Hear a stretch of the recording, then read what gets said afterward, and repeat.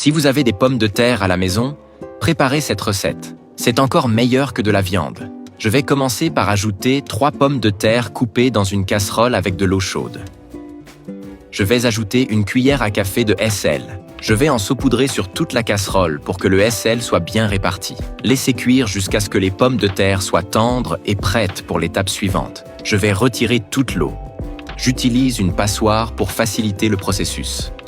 Vous allez être surpris par le résultat final de cette recette. La saveur est incroyable. Je vais transférer ces pommes de terre dans un bol.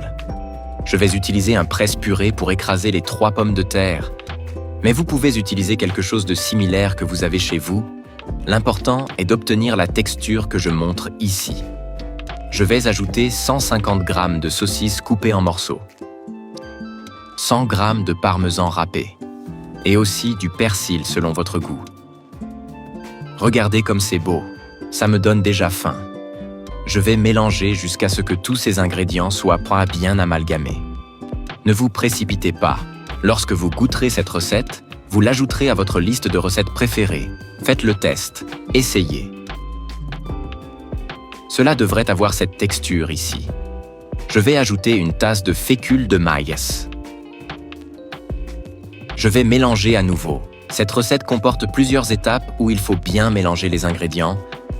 Faites comme je le fais et vous goûterez la meilleure saveur de cette combinaison d'ingrédients. J'adore préparer des recettes avec des pommes de terre. Mes enfants adorent quand j'en fais. Maintenant, je vais mélanger avec les mains pour faciliter encore plus la préparation des boulettes. À ce stade, nous allons prendre des portions de pâte et les façonner en boulettes. Mais vous pouvez leur donner la forme que vous voulez.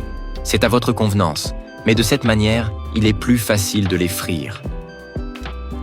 Vous voyez comme c'est facile. Vous pouvez le faire chez vous. Je vous garantis que vous ne le regretterez pas. Vous me remercierez même à la fin tellement c'est bon. Maintenant, dans une poêle avec de l'huile chaude, je vais faire frire toute cette portion. Laissez un petit espace entre les boulettes pour qu'elles ne collent pas entre elles. Quand elles sont bien dorées d'un côté, je vais les retourner pour les faire frire de l'autre côté. C'est prêt. L'odeur est merveilleuse.